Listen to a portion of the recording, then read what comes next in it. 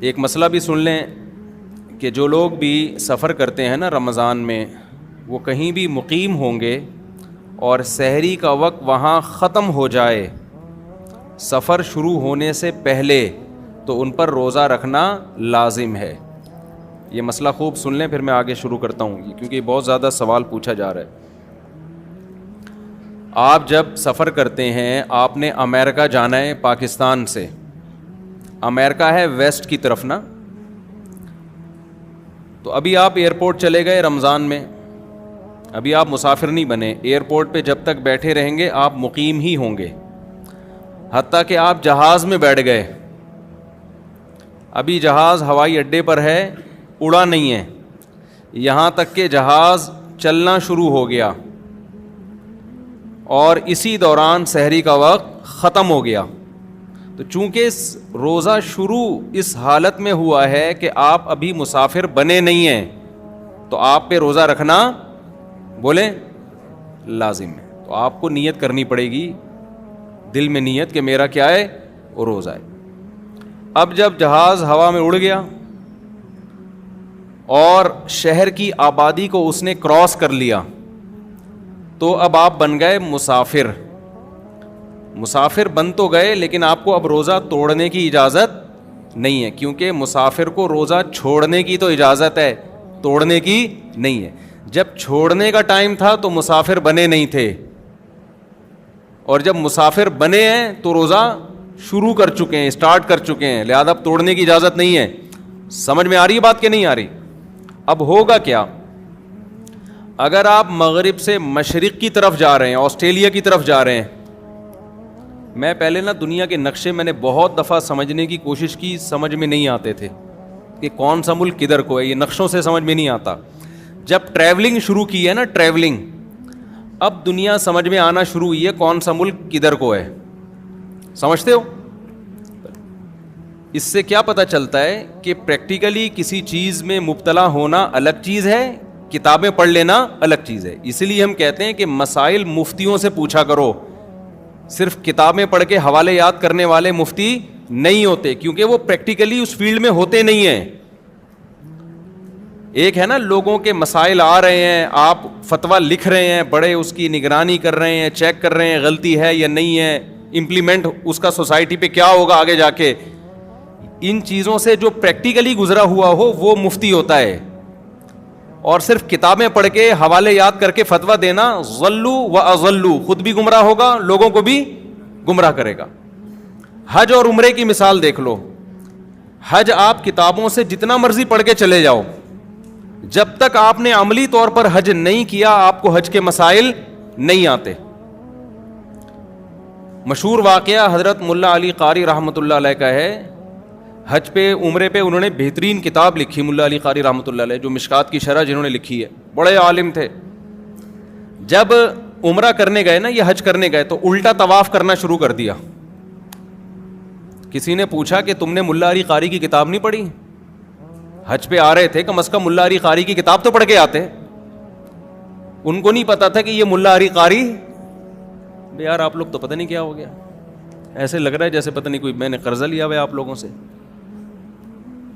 کوئی ہاں ہوں تو کریں نا۔ تو وہ ان سے کسی نے پوچھا، ابھی اسٹارٹ انجن بھی تو اسٹارٹ ہوتا ہے نا، اتنے دنوں بعد بیان شروع کر رہا ہوں، ایک دم سے ڈائریکٹ تفسیر نہیں آ جائے گی نا، تھوڑا سا انجن اسٹارٹ ہونے میں میں سوچ رہا تھا آج بیان کروں گا کیسے، کیونکہ وہ زلزلے میں اتنے لوگ وہاں، اتنے متاثرین، اتنی ٹھنڈ سرکی میں، پھر وہاں سے مکہ مدینہ میں وہ الگ ماحول ہے، وہ دماغ کا دہی ہو گیا۔ تو ابھی تھوڑا انجن اسٹارٹ ہونے میں کیا لگتا ہے، ٹائم لگتا ہے اس ٹون میں آنے میں، جو رمضان میں تراویح کے بعد کے ایک الگ سے بیانات ہوتے ہیں، وہ خیر میں ابھی شروع کروں گا انشاءاللہ، تو تھوڑا سا یہ سن لیں آپ لوگ جو میں آپ سے کہہ رہا ہوں، کچھ علمی باتیں ہیں۔ کیا کہہ رہا تھا؟ ہاں، تو ملا علی قاری رحمۃ اللہ علیہ سے وہ بندے نے کہا کہ ملا علی قاری کی کتاب پڑھ کے حج کرنے آ جاتے نا، کسی عالم کی کتاب پڑھ کے مسائل تو سیکھ لیتے۔ اس کو نہیں پتا تھا یہ بیچارے خود کیا ہیں، یہ کتاب کا مصنف الٹا طواف کر رہا ہے۔ تو پریکٹیکلی کسی چیز میں جب آپ مبتلا ہوتے ہیں، اس کا تجربہ ہوتا ہے، وہ بالکل الگ ہوتا ہے، اور کتاب پڑھ لینا بالکل ایک، کتاب بھی ضروری ہے لیکن عملی طور پر، میں بھی عمرہ کرنے گیا، میں الحمدللہ اللہ نے بہت دفعہ عمرے کی توفیق دی ہے, مجھے یاد نہیں کتنے عمرے کی ہے. اب جب میں گیا ہوں نا تو پھر میں بھول گیا. طواف میں رمل طواف میں کرنا ہوتا ہے یا حج میں بھی کرنا, صرف حج ہی میں ہوتا ہے؟ حالانکہ جب بھی آپ عمرے کا طواف کرتے ہیں نا, سفر سے آتے ہیں تو پہلے چکر میں 3 چکروں میں رمل کرنا پڑتا ہے. میں بھول گیا, کئی دفعہ عمرے کر چکا ہوں میں.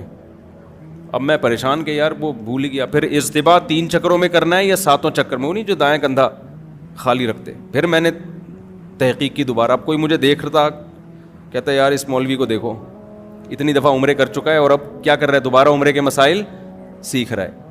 تو کئی بار ایک کام کرتے کرتے انسان اس میں ایکسپرٹ ہوتا ہے. یہ جو مفتیان کرام ہوتے ہیں نا, یہ ایسا نہیں ہوتا کہ پہلی دفعہ کوئی طلاق کا مسئلہ لکھ کے دے رہے ہوتے ہیں. ان کے پاس 20 سال 30 سال نکاح کے مسائل, وراثت کے مسائل, خرید و فروخت کے مسائل, طلاق کے مسائل, آپس کے حقوق کے مسائل, ریاستی قوانین, یہ لکھ لکھ کے ان کے بال جب سفید ہو جاتے ہیں نا, پھر ان کو بڑوں کی طرف سے ایک ڈگری ملتی ہے کہ اب آپ کیا ہیں, کہ اب آپ مفتی ہیں, اب آپ فتویٰ دے سکتے ہیں. ہمارے ہاں پتھر اٹھاؤ, کوئی نہ کوئی اسکالر نکل رہا ہے اور وہ مفتی بنا ہوا ہے, اور جو گمراہی پھیلائی جا رہی ہے اللہ کی پناہ. تو ہر فیلڈ میں ایسا ہی ہے. تو خیر, تو میں مسئلہ بتا کے پھر آج کی تفسیر کی طرف چلتا ہوں. اب دیکھو, آپ نے ایئرپورٹ پہ میں نے بتایا کہ سحری کا وقت ختم ہو گیا تو اب آپ پہ روزہ رکھنا لازم ہے. اب آپ جا رہے ہیں اگر مشرق کی طرف, ایسٹ کی طرف جا رہے ہیں, آسٹریلیا, ملیشیا, تھائی لینڈ, ان ملکوں کا سفر کر رہے ہیں. ایسٹ ادھر ہے, ادھر نہیں ہے, ادھر ایسٹ کی طرف, ٹھیک ہے نا. تو ایسا نہ کوئی تھائی لینڈ میں ادھر کی فلائٹ بک کرا لے. تو جب آپ ایسٹ کی طرف جائیں گے نا تو آپ کی موجیں ہو جائیں گی. آپ کی کیا ہو جائیں گی؟ موجیں. کیونکہ سورج ادھر سے نکل رہا ہے اور آپ جا کس کی طرف کو رہے ہیں؟ سورج کی طرف. تو ٹھک ٹھک کر کے نمازیں بھی آئیں گی اور سورج بھی بہت جلدی غروب ہو جائے گا. تو آپ کا روزہ بڑے مزے سے گزر جائے گا.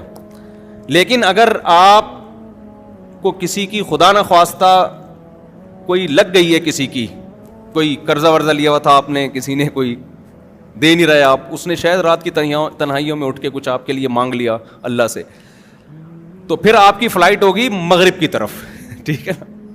جہاں جہاں آپ جا رہے ہیں سورج بھی وہیں جا رہا ہے, تو سورج غروب نہیں ہوتا, سورج غروب نہیں ہوتا. پھر اس میں آپ کا روزہ لمبا ہوتا چلا جاتا ہے, لمبا ہوتا چلا جاتا ہے. نمازوں کا ٹائم بھی بہت ملتا ہے, روزہ بھی لمبا, بعض دفعہ 20 گھنٹے کے, 22 گھنٹے کے, 23 گھنٹے کے, 24 گھنٹے کا بھی روزہ ہوتا ہے.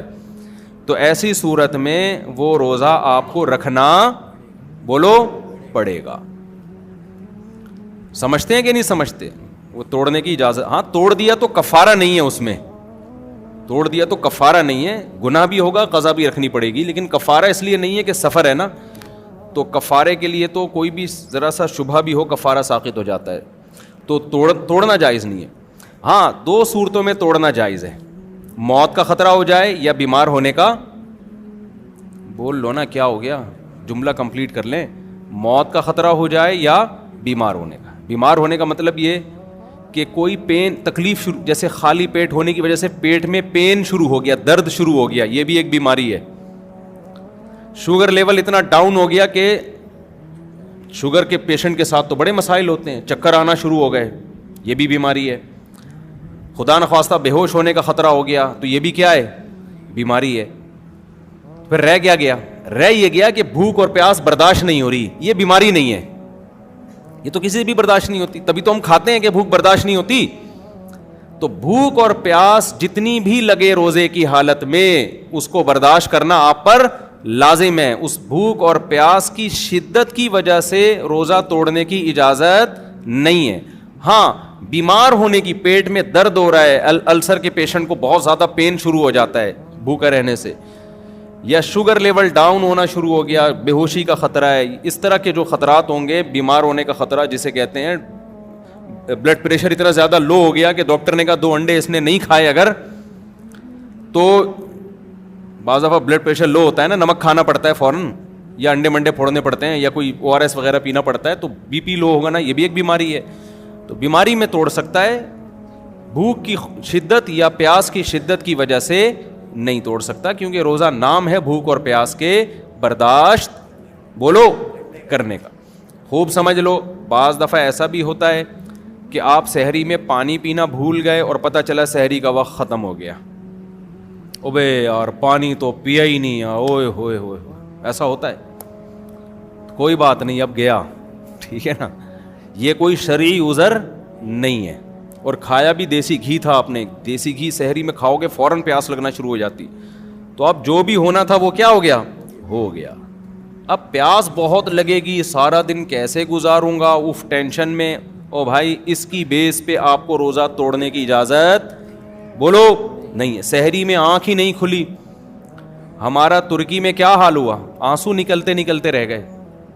کیونکہ ترکی میں ایک تو شہر ہے استنبول, استنبول میں تو بڑے بڑے ہوٹل ہیں, وہاں آپ جاؤ ترکوں کی ڈشیں, گوشت ملتا ہے آپ کو کھانے میں, کچھ کسی حد تک روٹی بھی مل جاتی ہے, اگرچہ یہ والی روٹیاں نہیں لیکن بہرحال روٹی ٹائپ کی چیزیں ہوتی ہیں, گزارا ہو جاتا ہے. لیکن ہم ترکی میں گئے تھے شام کے بارڈر کی طرف, وہاں ان کا جو کھانا تھا وہ کھانا ہوتا تھا 2 برگر فائبر والے نہیں ہوتے جس میں فائبر چوکر, یہ جو ہم بکریوں کو کھلاتے ہیں نا, ابے بغیر چھنا آٹا جس کو کہتے ہیں وہ والا آٹا, اور وہ بھی گول گول پیڑے 2-3, جو بن نہیں ہوتا صبح بیکری سے جو ملتے ہیں بن, ایک تو وہ بن ہوتا ہے نا میدے کا, وہ میدے والا بن نہیں, عام بن, اور زیتون اور آملیٹ, اور اللہ آپ کا بھلا کرے اس ٹائپ کی چیزیں بس سمجھ لیں. ہمیں چاہیے کھانا بھائی, ہمارے پیٹ میں جب روٹی کا بھاری نوالا جب تک نہ گرے ہمیں تسلی نہیں ہوتی. اور پھر چاول بھی ایسے عجیب سے چاول, وہ یہ چاول ہی نہیں ہے جو خوشبودار چاول ہوتے ہیں, عجیب سے وہ یوں سمجھ, بچوں کو ہپا نہیں کھلاتی مائیں, ہپا کھا لو ہپا, وہ والے چاول. اب ہوا یہ کہ ایک دن آدمی کھائے, 2 دن کھائے, 3 دن کھائے, بھائی پیٹ میں آتے پریشان ہو گئی ہیں, اور پھر رمضان شروع ہونے والا ہے, کیسے گزارا ہوگا. اور میرے ساتھ تھے ہمارے ماشاءاللہ پٹھان سوات کے کوہاٹ کے, اس کو تو چاہیے کوئی بھاری بھرکم نوالا, ہمیں بھی ایسے ہی. اب کیا ہو رہا ہے کہ ہم نے 4 بجے وہی کھایا ان کا نا, وہ عجیب سا بالکل وہ فائبر ہی تھا بس, وہ کولیسٹرول کم کرنے کے علاوہ کوئی کام نہیں کر رہا تھا. وہ 4 بجے کھایا, پھر رات کا کھانا ہم نے کھایا نہیں. ہم نے کہا صبح سحری میں ڈٹ کے کھائیں گے. 4 بجے کا بندہ کھایا ہوا, صبح جب سحری ہمارے پاس آئی ہے, پہلا روزہ ترکی میں تھا, پھر ہم وہاں حرم چلے گیا تھا میں, تو جب سحری ہمارے پاس آئی ہے تو وہی 2-3 ڈیزائن رکھے ہوئے تھے ہمارے سامنے. یہ زیتون ہے, یہ شہد لے لیں آپ, یہ پنیر لے لیں. بھائی کھانا دو ہے اللہ کے بندو, کیا چاہیے, حالت خراب ہو رہی ہے یار. پھر چلنا, سردی اتنی شدید, سردی میں تو ویسے ہی بھوک لگتی ہے, اور پھر سارا دن کا روزہ رکھ کے کام کیسے ہوگا. تو میری تو حالت یہ تھی, وہ دیکھ کے نا میرے آنسو نکلتے نکلتے رہ گئے. میرا دل کیا میں پھوٹ پھوٹ کے کہیں جا کے روؤں میں. تو میرا تو پھر بھی تسلی یہ تھی کہ چلو سفر ابھی حرم شریف جا رہے ہیں, مدینہ منورہ, وہاں جدہ جانا تھا تو وہاں جا کے کھا لیں گے. لیکن ان ساتھیوں پہ بہت ترس آیا, تو وہ میں نے پھر حرم میں 3-4 دن گزارے. وہ وہاں سے مجھے نا افطاری اور سحری کی تصویریں بنا کے بھیجتے رہے کہ مفتی صاحب افطاری میں یہ ہے, سحری میں یہ. بڑی ہمت ان ساتھیوں کی, ابھی بھی وہیں پر ہیں, اللہ تعالیٰ ان کو جزائے خیر دے. تو اس لیے ہمیں جو یہاں کھانے ملے ہوئے ہیں نا, صحت کا بے شک بیڑا غرق کریں, لیکن مزہ بہرحال مزہ آتا ہے یار. نوالا پیٹ میں گرتا ہے, میں نے کہا ہمیں تو پراٹھا چاہیے, کچھ نوالا پیٹ میں گرے, ٹھا کر کے آواز آئے.